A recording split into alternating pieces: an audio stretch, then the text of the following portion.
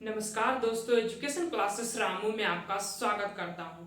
दोस्तों, आज की वीडियो हमारा काफी महत्वपूर्ण टॉपिक है और वह है राष्ट्रपति। तो आज हम राष्ट्रपति के बारे में जो भी महत्वपूर्ण अनुच्छेद होंगे, जो भी इंपोर्टेंट पॉइंट होंगे, उसको आज हम कवर करेंगे। इससे पहले हमने राष्ट्रपति से रिलेटेड कुछ इंपोर्टेंट क्वेश्चन आपको कराया था, मतलब क्वेश्चन की जो महत्वपूर्ण प्रश्न थे वर्तमान में जो पूछे जाने के चांसेस थे, उन प्रश्नों को मैंने आपको कराया था। तो हमने सोचा था कि क्यों ना इससे रिलेटेड आपको थ्योरी वाला पार्ट, जो कि राष्ट्रपति से रिलेटेड जो महत्वपूर्ण पॉइंट है, उसको कवर कर दिया जाए। तो आज हम उसी वीडियो को लेकर आ गए हैं और राष्ट्रपति से रिलेटेड जितने भी इंपोर्टेंट पॉइंट हैं वो सब के सब इसमें कवर कर लिया जाएगा।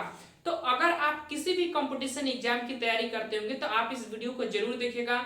ये वीडियो आप लोगों के लिए काफी महत्वपूर्ण होगा।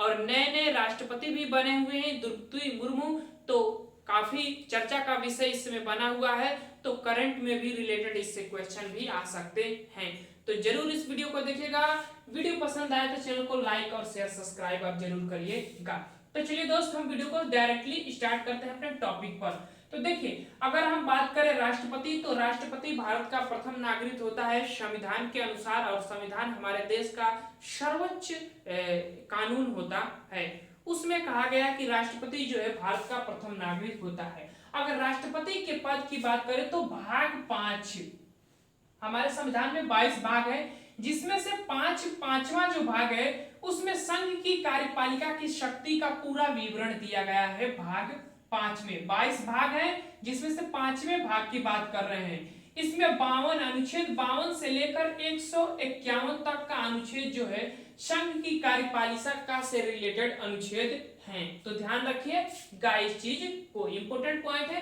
ध्यान रखिएगा। आगे चलते हैं, कुछ इंपोर्टेंट अनुच्छेद है राष्ट्रपति से रिलेटेड, उसको समझते हैं। तो देखिए, अनुच्छेद 52 कहता है कि हमारे देश का एक राष्ट्रपति होगा तो उसका पद भी तो होना चाहिए। तो 52 अनुच्छेद कहता है कि राष्ट्रपति का पद होगा और वह भारत का राष्ट्रपति होगा, जिसका एक पद होगा, वो अनुच्छेद 52 के तहत। उसके बाद अगला अनुच्छेद हमारा 53 आ जाता है। कार्यपालिका की शक्ति जो है उसी में निहित होगी, राष्ट्रपति में निहित थी। मैंने बताया था ना कि कार्यपालिका, संघ की कार्यपालिका का उल्लेख जो है इतने अनुच्छेद के बीच में किया गया है, उसकी जो शक्ति होगी वो राष्ट्रपति में निहित होगी अनुच्छेद 53 के तहत। तो इंपोर्टेंट है, ध्यान रखिएगा। अनुच्छेद 53 के तहत जो कार्यपालिका की शक्ति होगी वो राष्ट्रपति में निहित होगी। अनुच्छेद 54 की बात करें तो अनुच्छेद 54 कहता है कि निर्वाचन मंडल जो होगा, इसके निर्वाचन की प्रक्रिया में निर्वाचन मंडल होगा, उसके सदस्य जो है इसके चुनाव में भाग लेंगे। अब निर्वाचन मंडल में अगर हम बात करें तो लोकसभा और राज्यसभा दोनों सदनों के सदस्य जो निर्वाचित सदस्य होते हैं वही भाग लेते हैं। ध्यान रखेगा, निर्वाचित सदस्य भाग लेते हैं, मनोनीत सदस्य नहीं। तो याद रखेगा, निर्वाचित सदस्य, लोकसभा और राज्यसभा। और एक चीज ध्यान रखेगा, विधानसभा के भी सदस्य भाग लेते हैं। सभी राज्यों के जो विधानसभा के सदस्य होते हैं वो भी भाग लेते हैं। और साथ साथ 2 केंद्र शासित प्रदेश है, एक है दिल्ली और एक है पांडुचेरी। तो याद रखिएगा, 2 केंद्र शासित प्रदेश के विधानसभा के सदस्य जो होते हैं वो राष्ट्रपति चुनाव में भाग लेते हैं, तो वो आ जाएंगे निर्वाचन मंडल के अंतर्गत। तो पूछेगा कि निर्वाचन मंडल का उल्लेख राष्ट्रपति से संबंधित किस अनुच्छेद में है, तो अनुच्छेद 54 में। आशा करता हूं समझ में आ गया होगा। आगे चलता है और अनुच्छेद 55 की बात करते हैं। निर्वाचन की नीति की प्रक्रिया की बात किया गया है। अगर निर्वाचन की नीति की प्रक्रिया की बात करते हैं, एक लंबा टॉपिक हो जाता है ये अनुच्छेद 55। बस इतना ध्यान रखेगा कि जो राष्ट्रपति का चुनाव होता है ना, उसमें निर्वाचन की पद्धति जो अपनाई जाती है उसको अनुपातिक संक्रमणीय एकल नागरिकता जो पद्धति होती है, एकल नागरिक जो पद्धति होती है, उस प्रक्रिया से जो राष्ट्रपति का चुनाव किया जाता है। तो ध्यान रखिएगा।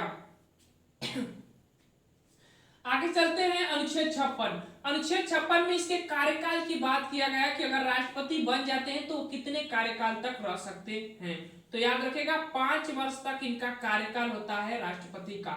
और इसी अनुच्छेद 56 के 56 होना चाहिए, 5 से लिखा हूं, 56 56 एक क में कहा गया है कि वो त्याग पत्र भी दे सकते हैं राष्ट्रपति महोदय जी।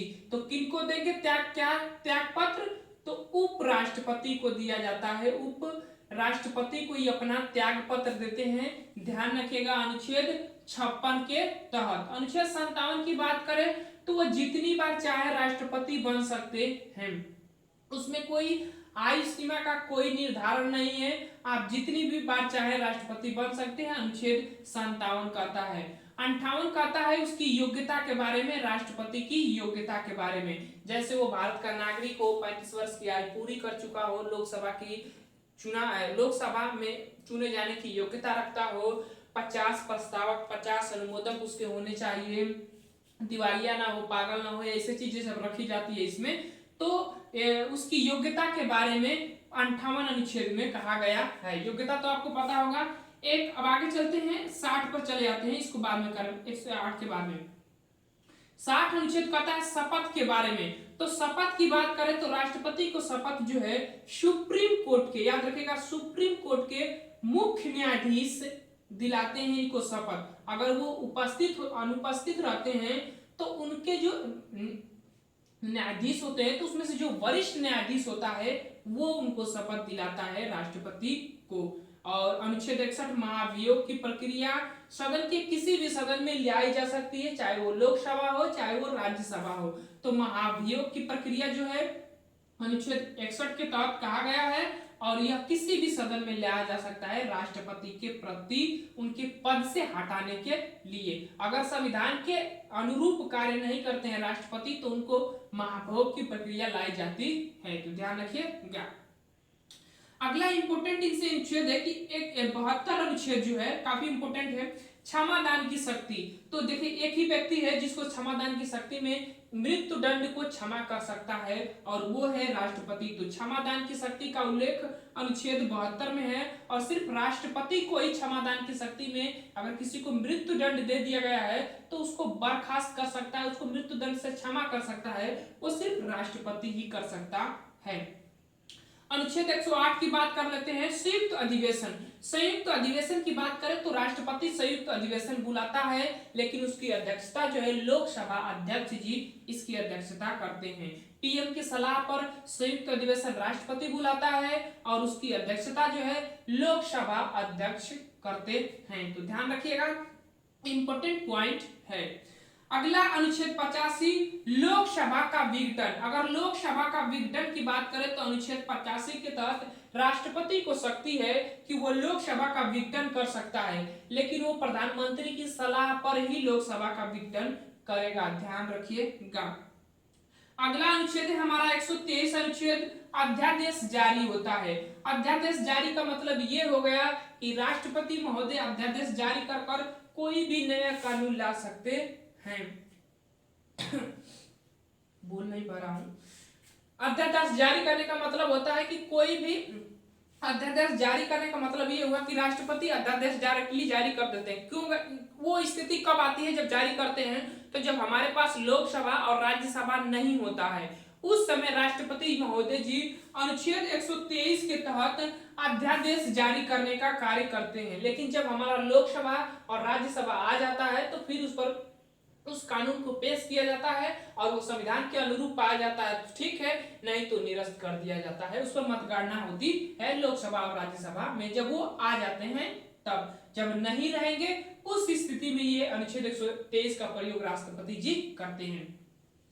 अनुच्छेद 143 काफी इंपोर्टेंट है, राष्ट्रपति महोदय जी सुप्रीम कोर्ट से सलाह लेते हैं। ये अनुच्छेद 143 के तहत राष्ट्रपति महोदय जी सुप्रीम कोर्ट से सलाह लेते हैं किसी भी कानून प्रक्रिया के प्रति। अगर वो कानून प्रक्रिया राष्ट्रपति सुप्रीम कोर्ट से सलाह लेते हैं तो सलाह सुप्रीम कोर्ट देता है, लेकिन वो बाध्य नहीं करता कि आपको मानना ही पड़ेगा। ध्यान रखिएगा, मानने के लिए बाध्य नहीं होता है राष्ट्रपति के प्रति। राष्ट्रपति अपनी इच्छा अनुसार सिर्फ सलाह लेते हैं, वो जबरदस्ती मान नहीं सकते। उनकी इच्छा जो करेगी वही करेंगे अपनी इच्छा के अनुसार। तो इतने इंपोर्टेंट जो अनुच्छेद थे राष्ट्रपति से वो मैंने आपको बता दिया। एक और इंपोर्टेंट है 280 अनुच्छेद 280 जो है वित्त आयोग का गठन होता है। वित्त आयोग का जो गठन किया जाता है अनुच्छेद 280 के तहत, ये इंपोर्टेंट था तो मैंने आपको बता दिया। अब आगे चलते हैं, कुछ व्यक्ति हैं जिनसे रिलेटेड प्रश्न काफी बने जाते हैं, तो उनको देखते हैं। जैसे जैसे देखें, प्रथम राष्ट्रपति की बात करें तो डॉक्टर राजेंद्र प्रसाद 1950 से 1962 तक 2 बार एकमात्र ऐसे ही राष्ट्रपति हैं डॉक्टर राजेंद्र प्रसाद जो भारत के 2 बार राष्ट्रपति चुने गए हैं, यानी कि सबसे ज्यादा कार्यकाल वाले राष्ट्रपति यही हैं और 2 बार यही चुने गए हैं, एकमात्र राष्ट्रपति है। और प्रथम राष्ट्रपति की बात करें तो डॉक्टर राजेंद्र प्रसाद। तो बस इनसे इंपोर्टेंट पॉइंट ये था। उसके बाद अगला है सर्वपल्ली राधाकृष्णन। सर्वपल्ली राधाकृष्णन की बात करें तो ये प्रथम उपराष्ट्रपति थे, ध्यान रखिएगा, ये प्रथम उपराष्ट्रपति थे, लेकिन ये सेकेंड राष्ट्रपति का पद जो है इनको सुशोभित किया गया और भारत के प्रथम भारत रत्न प्राप्त राष्ट्रपति जो कौन है, तो वो सर्वपल्ली राधाकृष्णन है। ये तीनों इंपोर्टेंट पॉइंट है, ध्यान रखिएगा। भारत के प्रथम उपराष्ट्रपति तो सर्वपल्ली राधाकृष्णन, सेकेंड राष्ट्रपति तो सर्वपल्ली राधाकृष्णन, और ये प्रथम राष्ट्रपति ऐसे हैं जिनको राष्ट्रपति बनने से पहले भारत रत्न प्राप्त है। कब? तो 1954 में, ध्यान रखिएगा 1954 में। और इसी सन से ही जो भारत रत्न पद है, सम्मान है, वो मिलना स्टार्ट हुआ था, मतलब प्रदान स्टार्ट किया गया था 1954 में। तो कई बार प्रश्न बना है, ध्यान रखिएगा। आगे चलते हैं, अगले हमारे राष्ट्रपति हैं डॉक्टर जहांगीर हुसैन, और ये एक ऐसे राष्ट्रपति हैं जिनके कार्यकाल में ही मृत्यु हो गया था। तब प्रथम राष्ट्रपति कौन है जिनका कार्यकाल में ही मृत्यु हो गया था, तो डॉक्टर जहांगीर हुसैन। ध्यान रखिएगा 1967 से 1969 तक थे, मतलब 2 वर्ष सिर्फ थे, और इनके कार्यकाल में इनकी मृत्यु हो गई थी। तो इंपॉर्टेंट पॉइंट है, क्योंकि प्रथम राष्ट्रपति ऐसे हैं जिनका कार्यकाल में ही मृत्यु हो गया था। अब इनके स्थान पर कार्यवाहक राष्ट्रपति बनाया गया और वीवी गिरी को बनाया गया था। उसके बाद जैसे ही अगला चुनाव हुआ 1969 में, तो वीवी गिरी जो है चुनाव जीत जाते हैं और वह भारत के चौथे नंबर के राष्ट्रपति बन जाते हैं, और स्वतंत्र उम्मीदवार के रूप में जो है ये राष्ट्रपति बनते हैं, यानी किसी पार्टी की तरफ से ये उठे नहीं होते हैं। वीवी गिरी जी ये स्वतंत्र रूप से उठे होते हैं और चुनाव जीत जाते हैं। यहाँ पर बहुत बड़ी राजनीति होती है। होता क्या है कि समझिएगा थोड़ा। देखिए, ये नीलम संजीव रेड्डी जो है उस समय के काफी फेमस व्यक्ति थे। नीलम संजीव रेड्डी, थोड़ा कहानी को समझिएगा, काफी अच्छा समझ में आएगा। नीलम संजीव रेड्डी जो है उस समय के काफी फेमस व्यक्ति थे, कांग्रेस पार्टी के मतलब प्रमुख नेताओं में से इनको जाना जाता था, नीलम संजीव रेड्डी को। तो उसी समय कांग्रेस पार्टी के इंदिरा गांधी जो तो प्रधानमंत्री थी, और उसमें जो बुजुर्ग व्यक्ति, जैसे कि अगर हम बात करें तो मतलब बुजुर्ग व्यक्ति जैसे नीलम संजीव रेड्डी थे, और एक नाम उनका भी था यार, याद नहीं आ रहा है, नीलम संजीव रेड्डी, बस इतना समझ। तो जो बुजुर्ग व्यक्ति थे वो उस समय कांग्रेस का 2 दल का बंटवारा हो गया था। 1969 की बात हम कर रहे हैं, याद रखिएगा। उस समय जो है कांग्रेस पार्टी में फूट पड़ गया था, 2 दलों का बंटवारा हो गया था। तो यंग इंडिया लेडीज जो इंदिरा गांधी थी वो यंग की तरफ थी, और उन्होंने अपने तरफ से उम्मीदवार चुना था बीबी गिरी जो थे उनको उन्होंने उठाया था इंदिरा गांधी ने। और उसी समय क्या हुआ था कि नीलम संजीव रेड्डी भी थे, उसी समय इन्होंने भी उठा था, ये कांग्रेस पार्टी की तरफ से उठे थे। तो उसके बाद क्या हुआ कि ये काफी फेमस व्यक्ति थे, लेकिन उस समय अभी जो वर्तमान का चुनाव है तो यशवंत सिन्हा द्रौपदी मुर्मू के बीच चुनाव हुआ। तो यशवंत सिन्हा जो उस समय उन्होंने बीबी गिरी के तरफ से चुनाव की प्रक्रिया का प्रचार किए थे, और उन्होंने लास्ट में जाकर 18 जुलाई को उन्होंने एक भाषण दिया था, और उसमें उन्होंने कहा था यशवंत सिन्हा कि आप जो है वोट अपनी आत्मा के अनुसार दीजिएगा।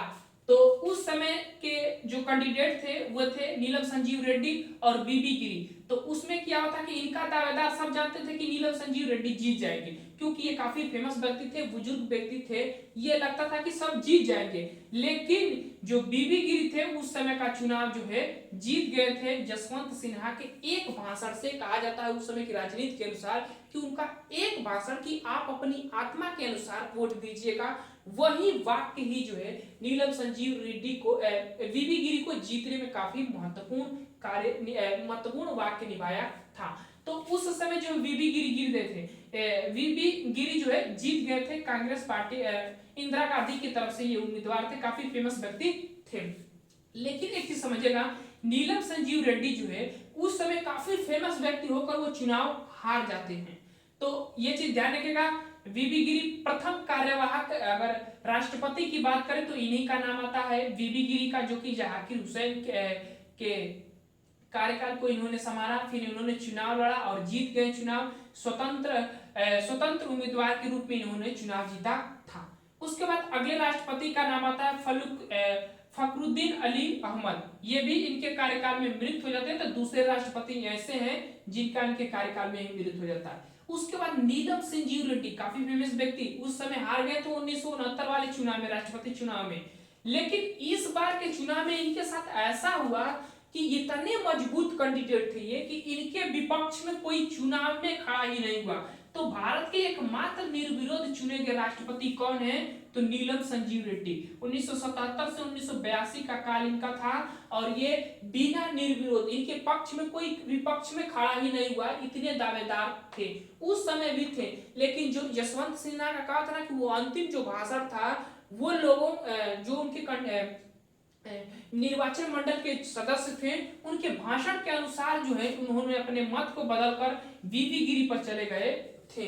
तो उस समय चुनाव काफी राजनीतिक था। उस समय कांग्रेस का जो है दो गुटों में बंटवारा हो गया था, इस समय की हम बात करें। फिर नीलम संजीव रेड्डी जो है 1977 में जीत गई, निर्विरोध रूप से जीती। तो ध्यान रखिएगा, मात्र एक राष्ट्रपति जो निर्विरोध चुने गए थे, नीलम संजीव रेड्डी।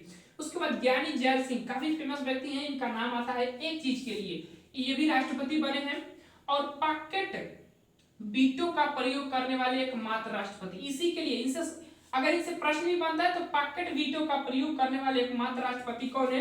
तो ज्ञानी जैल सिंह। हुआ क्या था, कहानी इसको थोड़ा समझिएगा। इस समय प्रधानमंत्री राजीव गांधी थे और 1984 में जो इंदिरा गांधी थी उनकी मृत्यु हो गई थी। मृत्यु हो गया था तो उसके बाद प्रधानमंत्री जो है राजीव गांधी बने थे और काफी मजबूत कैंडिडेट थे कांग्रेस पार्टी के, क्योंकि उनका बहुमत से उनकी सरकार बनी हुई थी उस समय। तो उस समय राष्ट्रपति ज्ञानी जैल सिंह थे और वो कोई भी विधेयक लाते थे तो वो इंदिरा गांधी की तो मृत्यु हुई थी, तो उससे रिलेटेड वो काफी कि उस समय आक्रामक रूप था उनका, राजीव गांधी था। तो कोई भी ऐसा कानून ला देते थे वो बिल पास कर देते थे। तो उस समय डाक विभाग से एक बिल लेकर आए थे, डाक विभाग से, याद रखिएगा, पोस्ट ऑफिस से उन्होंने एक बिल लेकर आए थे। उसी बिल पर जो है इनसे रिलेटेड इनका विवाद हुआ और ज्ञानी जैल सिंह ने क्या किया कि उस बिल को अपने पास रख लिए थे। थोड़ा इस चीज को समझिएगा, काफी अच्छा इंपॉर्टेंट चीज है, उसको मैं समझा रहा हूं आपको। देखिए, थोड़ा समय तो लगेगा लेकिन अच्छा चीजें समझिएगा।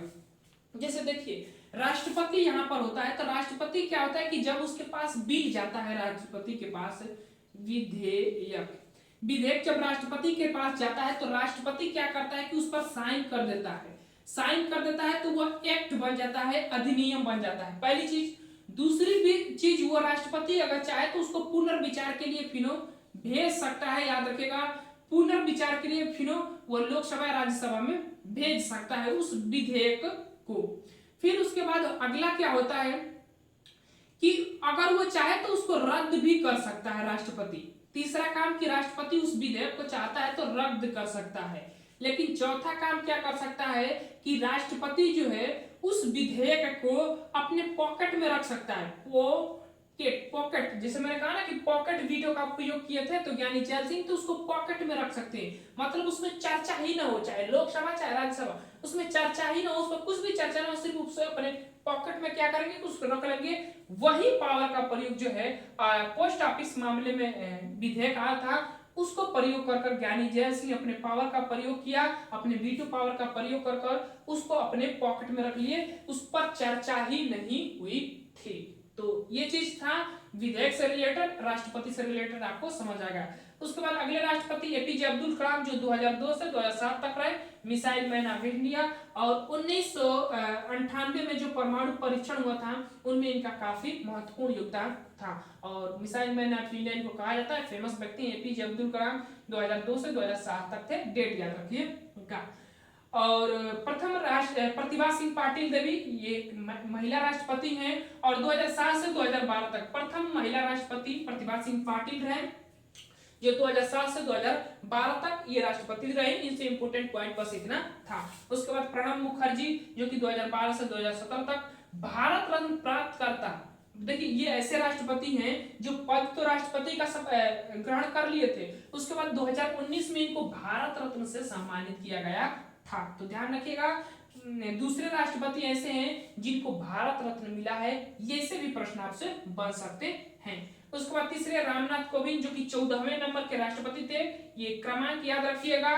और 14वें नंबर के राष्ट्रपति जो कि 25 जुलाई 2017 को इन्होंने पद ग्रहण किया था और 2022 तक थे, 24 जुलाई 2022 तक। उसके बाद द्रौपदी मुर्मू जो है भारत की दूसरी महिला राष्ट्रपति और प्रथम आदिवासी राष्ट्रपति जो बनती हैं और वो 15वें नंबर की राष्ट्रपति बनती हैं। काफी फेमस व्यक्ति हैं द्रौपदी मुर्मू, काफी निम्न वर्ग से ऊपर उठने वाली ये महिला है, प्रथम आदिवासी महिला है। 25 जुलाई को इन्होंने अपना पद का ग्रहण किया है, ध्यान रखिएगा।